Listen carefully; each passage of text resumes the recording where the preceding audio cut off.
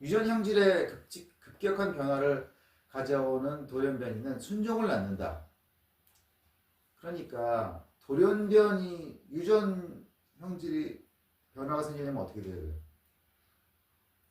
유전 형질은 계속 이어지는 거죠. 근데 변화가 생기려면 돌연변이가 생겨야 돼요. 근데 한번 돌연변이가 생겼다.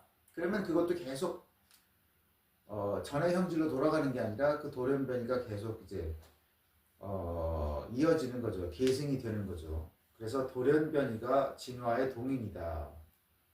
그래서 오랜 기간에 걸쳐 생물은 하나의 형태에서 다른 형태로 서서히 변화한다. 자, 우리 조상들은 생물이 자기 기능 수행에 얼마나 적합한 구조를 갖고 있는지를 이해한 다음에 그것을 위대한 설계자에 대한 증거로 삼는다.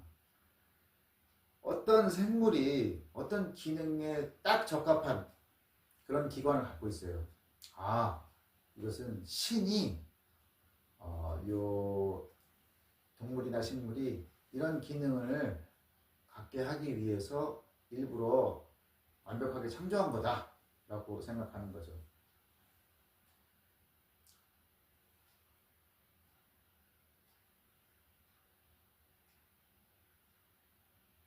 근데 이제 보통의 기관들은 어떤 것을 하기 위해서 어떤 목적을 가지고 갑자기 그렇게 딱 생겨나는 것들이 아니라 변화를 하다 보니까 그것이 차츰차츰 더 변화되면서 어떤 기능을 갖게 되는 그런 식으로 이루어져요, 진화는. 그러니까 예를 들어서 새의 날개다. 그러면 날기 위해서 갑자기 어느 날 날개가 탁 생긴 게 아니라 어떤 다른 이유에서 날개 같은 이제 조그만 그런 이제 기관이 만들어지다 보니까 처음에는 그냥 펄럭이기만 하다가 나중에는 그걸로 날게 되는. 그러니까 이제 날개라는 것이 처음에 날기 위해서 만들어지는 게 아니라는 거죠. 아무튼 생물마다 고유의 설계대로 만들어졌다는 생각, 하나의 종이 다른 종으로 결코 변하지 않는다는 그런 인식이 제한된 역사 기록만 접할 수 있었던 우리 조상들에게는 그들이 알고 있던 생명 현상과 완전히 일치했던 견해였다. 그렇죠. 우리가 뭐 사람이 살아봐야 몇 년 못 살죠.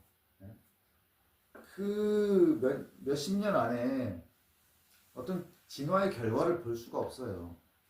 그래서 이제 종은 결코 변하지 않는다라는 생각을 하는 게 자연스러운 게 사람이 그만큼 못 살기 때문에. 사람이 뭐 몇십만 년, 몇천만 년, 몇억 년을 살면은 진화를 두 눈으로 보겠지만은 그렇지 못하기 때문에. 지구는 대략 46억 년 전에 성간 기체와 티끌이 응축된 구름 속에서 만들어졌다. 그래서 화석 기록을 통해서 우리는 최초의 생명이 대략 40억 년 전에 원시 지구의 바다나 연못에서 태어났다라고 알고 있다. 원시 지구의 대기 성분은 주로 수소 원자를 여러 개 가진 간단한 구조의 분자들이었다. 근데 이 분자들은 태양에서 복사된 자외선과 번개의 전기 방제를 통해서 쉽게 해리되었다. 그래서 이제 분자에서 떨어져 나온 작은 원자와 분자들이 우연히 재결합하면서 더 복잡한 물질로 만들어진다. 수소가 제일 간단한 거죠, 원자 중에서. 그렇게 생성된 화학 반응의 부산물들은 바다나 연못에서 용해됐다. 거기서 점진적으로 더 복잡한 일종의 유기물 스프와 같은 물질로 서서히 변해갔다. 그러니까 바다에 점점 복잡한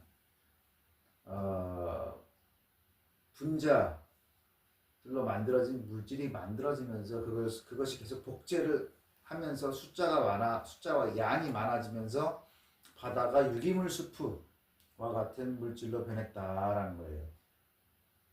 아까 유기 물질은 어떻게 만들어진다고 했어요? 탄소를 갖고 있는 복잡한 분자라고 했죠. 근데 수프에 있는 다른 종류의 분자를 바탕으로 해서 스스로를 비슷하게 복제할 수 있는 그런 분자가 우연히 만들어졌다. 복제를 할 수 있게 됐다는 거죠. 이렇게 해서 디옥시리보핵산, 다시 말해 DNA의 원형이 탄생하게 됐다. DNA는 어떻게 생겼느냐? 나선형으로 꼬인 긴 사다리와 비슷한 구조를 갖고 있다. 그러니까 사다리인데 그것이 나선형으로 꼬여진 그런 구조다. 사다리의 가로대는 서로 다른 네 종류의 분자로 이루어졌다. 그러니까 가로대가 분자가 다른 거 네 개로 이루어졌다는 거예요. 이것이 바로 유전자 코드를 기술하는 네 가지 부호다. 이 가로대를 뉴클레오티드라고 부른다. 근데 이제 이 가로대들이 모여가지고 주어진 생물을 만드는 설계도, 유전 설계도를 이룬다. 돌연변이는 어디서 나타나느냐? 뉴클레오티드의 변화에서 나타난다. 그리고 그 변화된 형질은 다음 세대로 전해진다.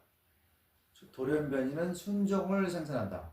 이 말이 무슨 말이에요? 돌연변이가 한번 생기면 그것이 계속 계승이 된다는 거죠.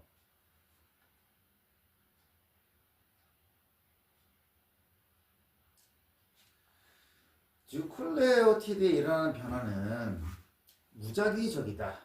그래서 태어난 돌연변이들이 거의 비기능성 요소를 만든다.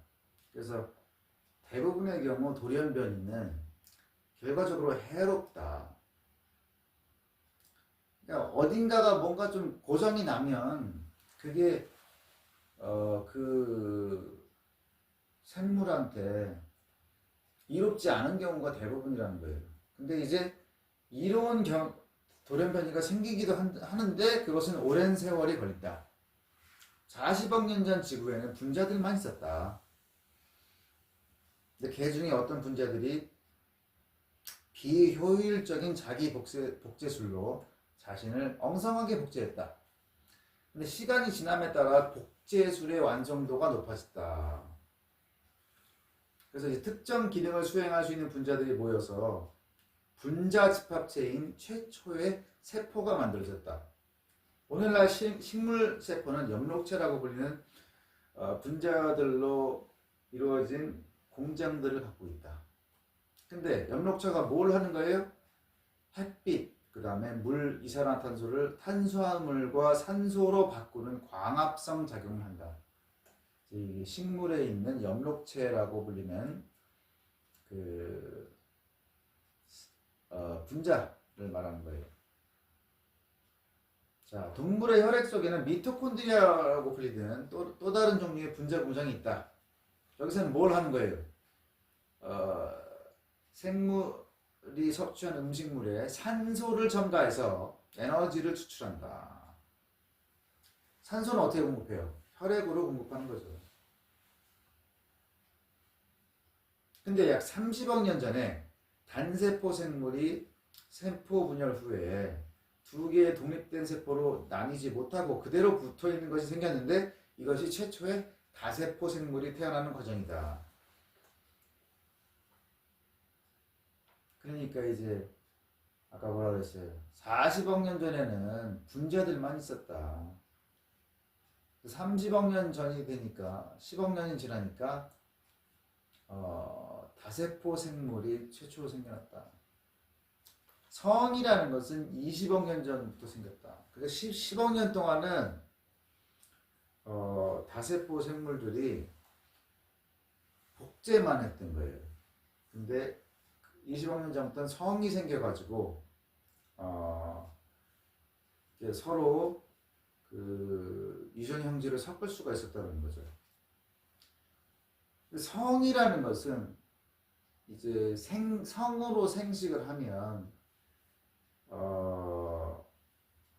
유전 설계도를 돌연변이는 하나씩밖에 못 바꾼단 말이죠. 근데 이건 왕창 바꿀 수가 있어가지고 더 다양해질 수가 있다. 그래서 성을 이용할 줄 아는 생물들이 더 발달하게 됐다. 왜? 더 변화가 빠르니까. 변화가 빠르다는 건 뭐예요? 진화가 빠르다라는 거죠.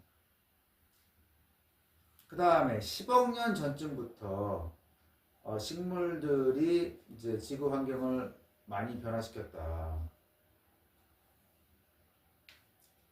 어떻게 변화시켰냐? 바다를 가득 메운 단순한 녹색 식물들이 산소 분자를 생산해가지고 산소가 지구 대기에 가장 흔한 물질 중에 하나가 되었다. 그러니까 10억 년 전쯤에 바다에 녹색 식물들이 바다를 가득 메우고 있었는데 그것들이 산소를 만들어내면서 갑자기 산소가 많아졌다는 거예요. 10억 년 전쯤에. 근데 원래 원시지구는 수소로 가득했다. 우주에서 가장 많은 분자 물질이 수소예요. 근데 이 산소는 어때요? 산화력이 있어. 그래서 부식을 시켜요. 그래서 생물들한테 위기가 닥쳐왔다. 부식이 되니까. 그죠? 그래서 분해력에 대처할 수 없었던 생물들은 무더기로 사라졌다. 생명 탄생 이후 40억 년 대부분 기간 동안 지구의 생명계에는 바다를 가득 채우고 있던 청록색의 조류들이 지배했다. 40억 년 동안 가장 많이 오래 있었던 것은 조류였다. 해조류였다. 근데 이제 6억 년 전부터 새로운 형태의 생물들이 폭발적으로 지구에 나타났다. 이것을 바로 캄브리아기 대폭발이라고 부른다. 6억 년 전부터 갑자기 생물들이 많이 생기기 시작했다는 거예요. 그때 이제 다양한 형태의 생물들이 바다에 많이 생겼는데 5억 년 전쯤 지구에 삼엽충이 엄청나게 많이 살고 있었다. 캄브리아기의 아주 대표적인 생물이죠.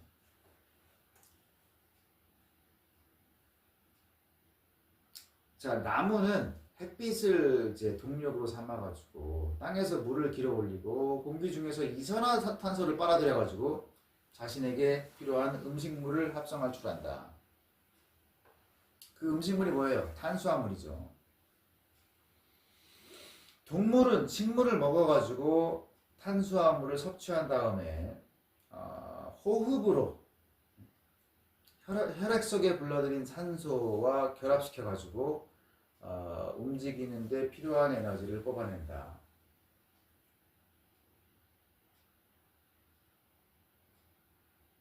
그러니까 이제 탄수화물을 먹은 다음에 호흡을 해가지고 산소를 혈액 속에다가 넣잖아요. 그러면 이제 그 혈액이 돌아다니면서 에너지를 준다라는 거죠.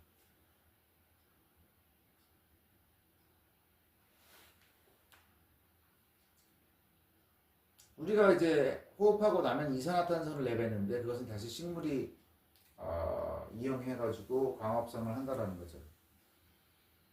근데 그래서 이 순환작용의 원동력이 뭐냐? 1억 5천만 킬로미터 떨어진 태양에서 오는 빛이다. 그래서 알려진 유기분자의 수는 100억 개가 넘는데 이 중 생명현상에 필수적인 것은 50종밖에 없다. 그리고 이제 동일한 조합의 분자들이 여러 가지 기능을 발휘하는데 반복해서 사용된다. 똑같은 게 계속 사용된다라는 거죠. 자, 지구상에서 볼 수 있는 모든 생명의 뿌리에는 세포의 화학 반응을 조절하는 단백질 분자와 유전 설계도를 가진 핵산이 있다. 그러니까 단백질 분자는 세포의 화학 반응을 조절하고 핵산에는 유전 설계도가 들어있다는 거예요. 모든 생물이 이걸 갖고 있다는 거죠. 본질적으로 같은 단백질 분자와 핵산 분자가 모든 동물과 식물에 공통적으로 관여한다.